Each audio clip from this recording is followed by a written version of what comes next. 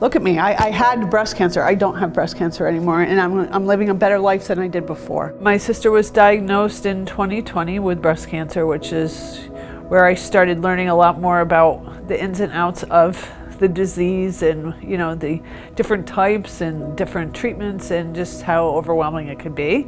So I went for my mammogram, and then during the ultrasound, I could tell the technician saw something. And then it took a week after the biopsy, and then they said, you know, sorry to tell you that you have breast cancer.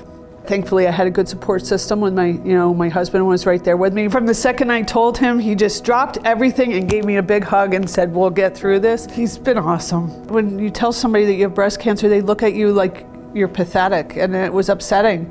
And I just feel like the more you talk about it, I got 3 people to go get their mammograms like the first week. Typically, people will come into the ReVital Cancer Rehab program at various points. It can be for prehab, which is after diagnosis, before they begin what treatment they're going to have. We see patients prior to them going into their treatment. Any impairments that they have, we can address so that they're better to face whatever rigors of the treatment will be. And it's just been amazing how all of my patients benefit from the prehab, that they kind of hit the ground running with therapy. And I spoke with Dr. Cooperman about my choice of surgery because I was like, I have stage 0 cancer and I'm thinking about a double mastectomy. Does that make sense? Am I being ridiculous? And he was like, absolutely not. The mastectomy surgery wasn't horrible.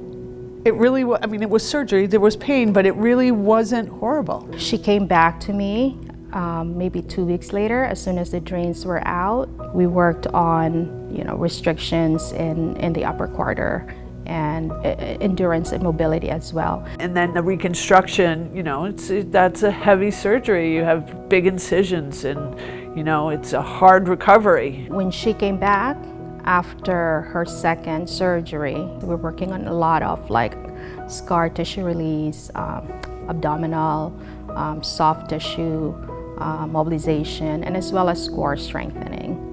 So when I see Gwen now, I am happy, and that I'm proud of her, and that I am part of her support system, that I was there for her when she needed me. Getting loud about cancer is important. We got to keep talking about it, and the more we talk about it, the better we're going to help people. I'm proud of myself. I certainly am proud of the way that I handled this. I think I did it with grace. I think I'm a better version of myself than I was before I had breast cancer.